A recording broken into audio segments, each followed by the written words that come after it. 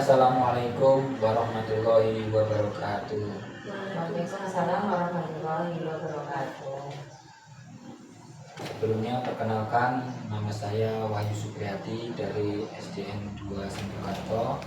Terus ini Ibu Eni dari TK Pertiwi Gambir Manis, dan itu Ibu Supriyatin dari TK Pertiwi Purworejo 2.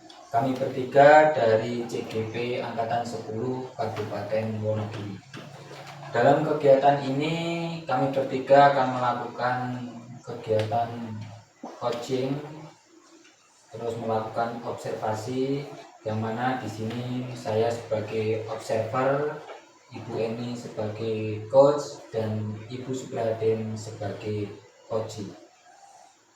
Baiklah, pada kegiatan hari ini kita akan melakukan praktek coaching, yang mana pada kegiatan coaching ini nanti kita akan melalui alur tirta, yaitu ada tujuannya, identifikasi, rencana aksi, dan tanggung jawab.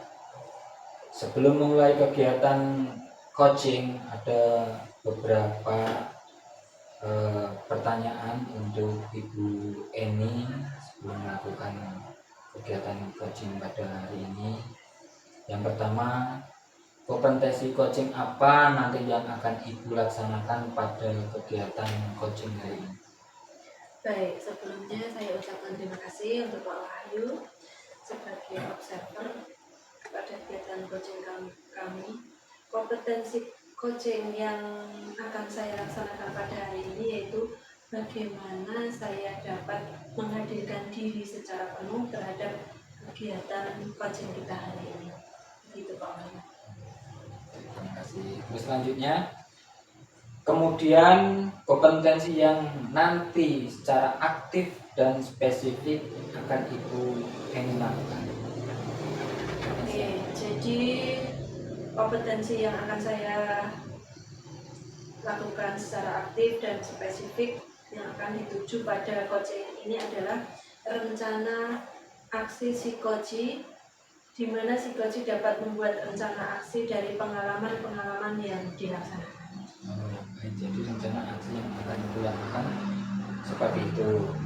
Selanjutnya, yang ketiga, menurut Ibu Eni, apa indikator dari ketercapaian tujuan pengembangan yang Ibu Eni inginkan dalam proses coaching hari ini? Indikator pencapaian dari proses coaching yaitu bagaimana kita menemukan solusi dari masalah yang dihadapi oleh coaching. Begitu Pak Wahyu.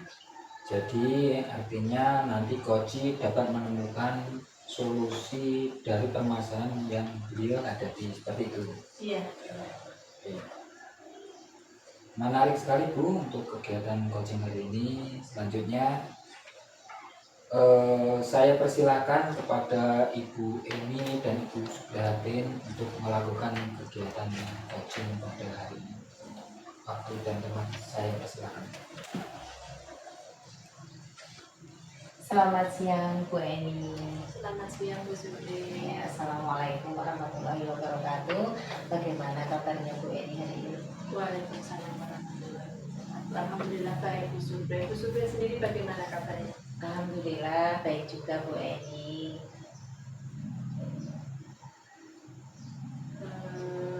Mari kita duduk di sini Bu Supri, kita ngobrol santai saja. Oke. Gini ya Bu Eni, mengganggu waktunya Bu Eni sebentar.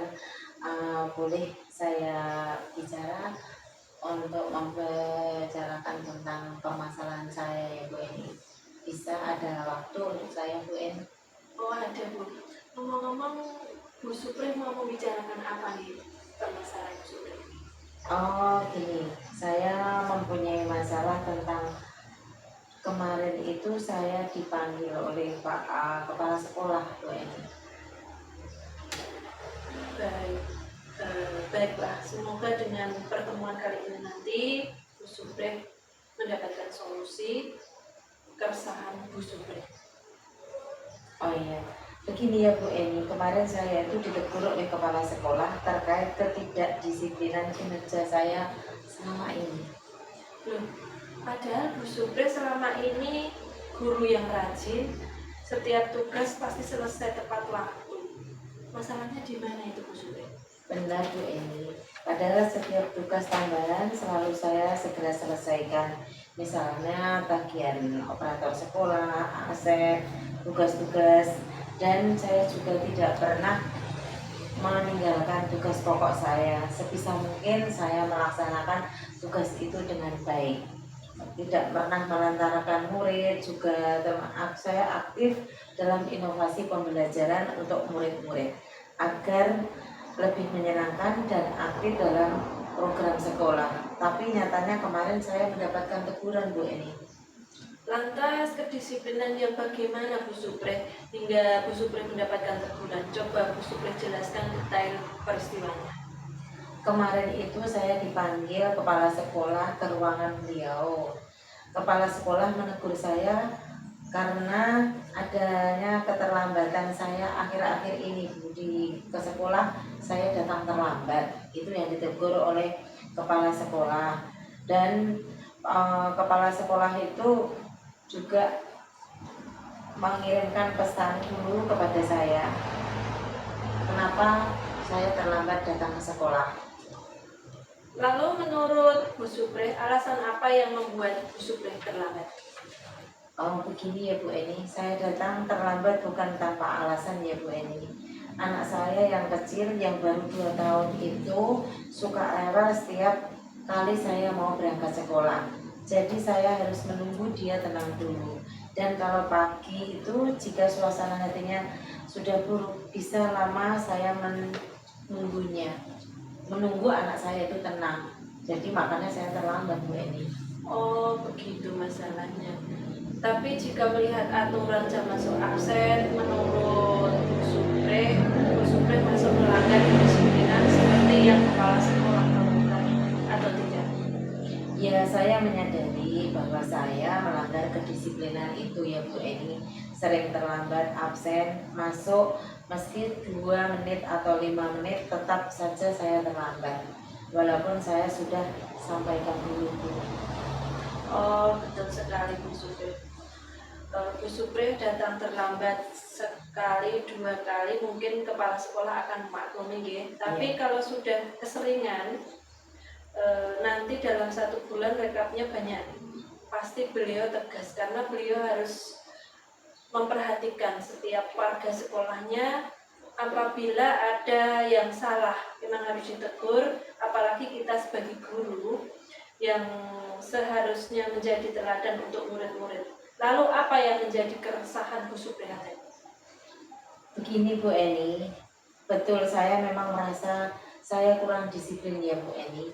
Yang menjadi keresahan saya adalah sekarang saya merasa tidak enak dengan kepala sekolah. Karena ketika ditegur saya sedikit kurang menerima alasan, saya punya alasan kenapa saya seperti itu Bu Eni. Begitu. Berarti Bu Supri kurang disiplin dengan sering datang terlambat, absen masuk. Jadi Bu Supri ditegur oleh kepala sekolah, kemudian Bu Supri resah karena teguran kepala sekolah kurang Bu Supri terima sebab ada alasan dibalik keterlambatan tersebut. Jadi menurut Bu Supri sekarang bagaimana dengan sikap Bu Supri tersebut? Ya, seharusnya saya menerimanya dan sadar bahwa yang saya lakukan memang salah Bu Eni. Tapi kemarin sedikit terbawa emosi. Saya begitu ada alasan yang kuat menurut saya, dan selain itu karena saya juga bingung apa yang selanjutnya saya lakukan Bu Eni. Baiklah, itu kemarin. Nah, kalau sekarang kira-kira sudah tahu apa yang Bu Supri akan lakukan setelah ini untuk menghilangkan keresahan Bu Supri?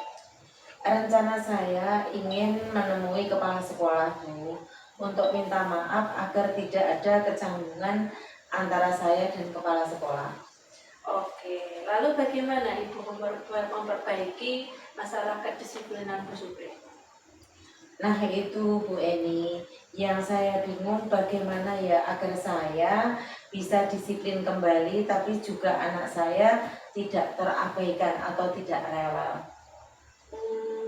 Saya mau tanya, selama ini bagaimana Bu Supreh berhasil mengatasinya meskipun berangkatnya jadi terlambat masuk absennya Bu?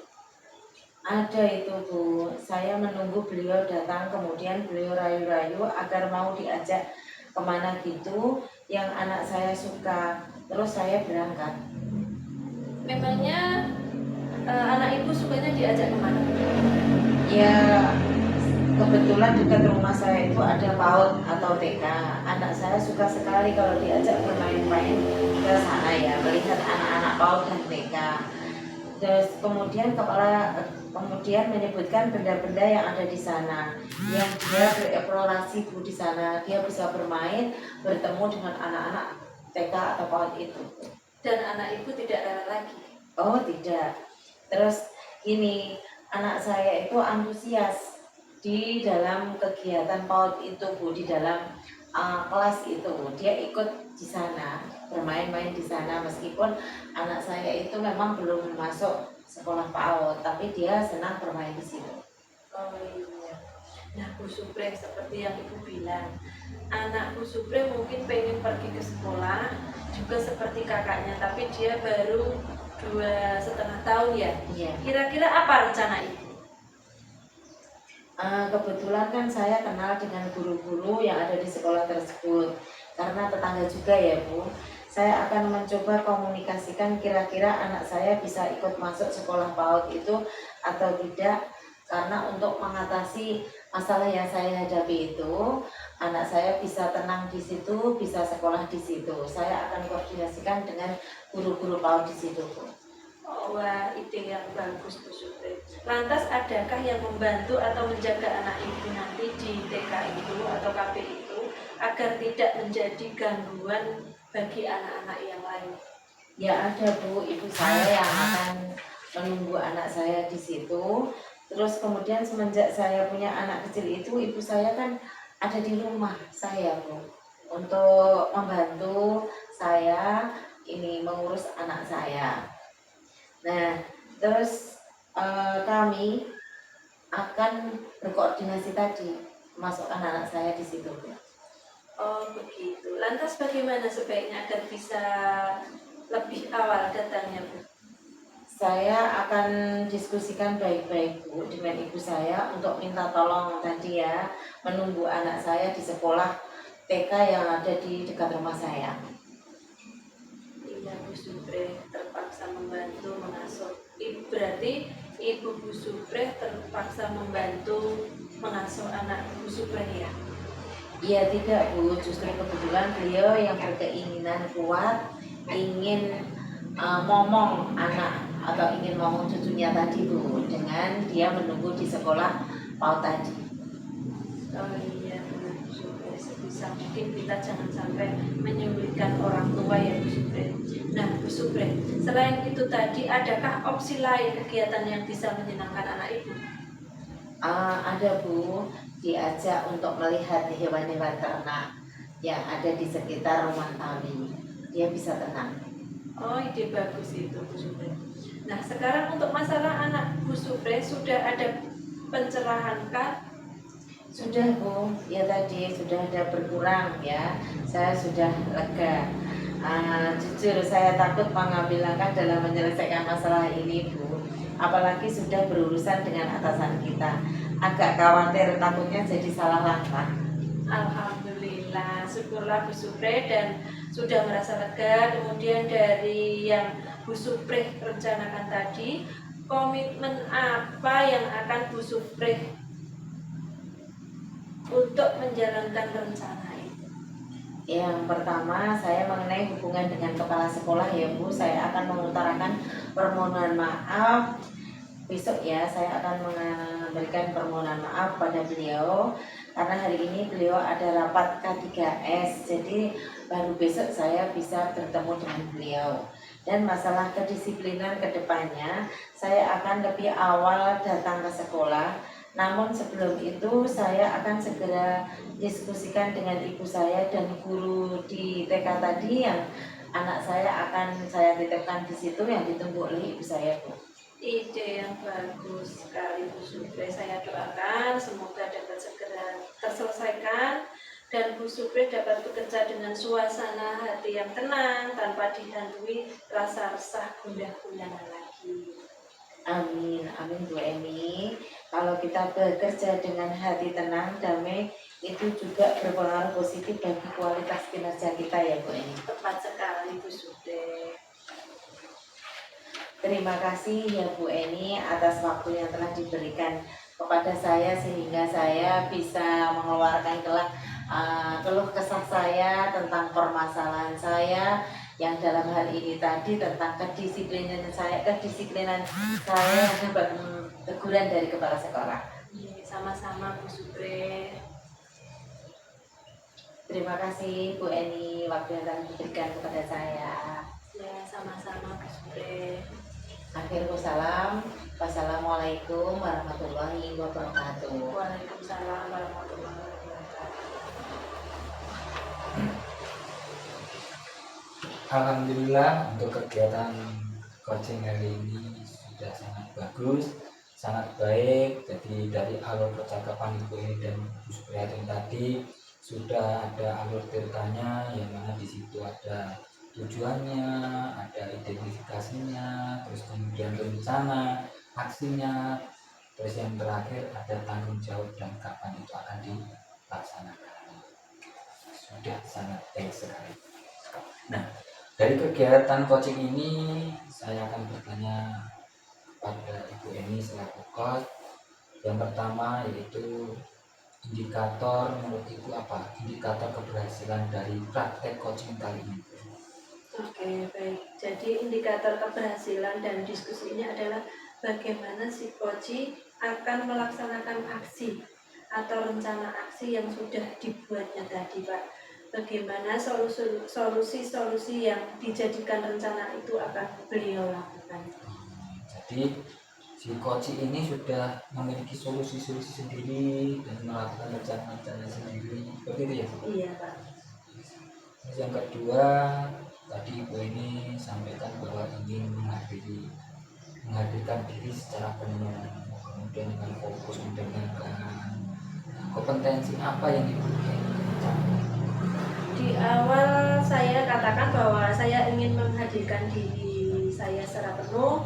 Tujuannya adalah saya akan bisa menjadi pendengar yang aktif. Selain itu, memang saya juga ingin meningkatkan pertanyaannya tadi, apa yang bisa kita kasih, ingin meningkatkan keterampilan saya dan membuat pertanyaan berbobot.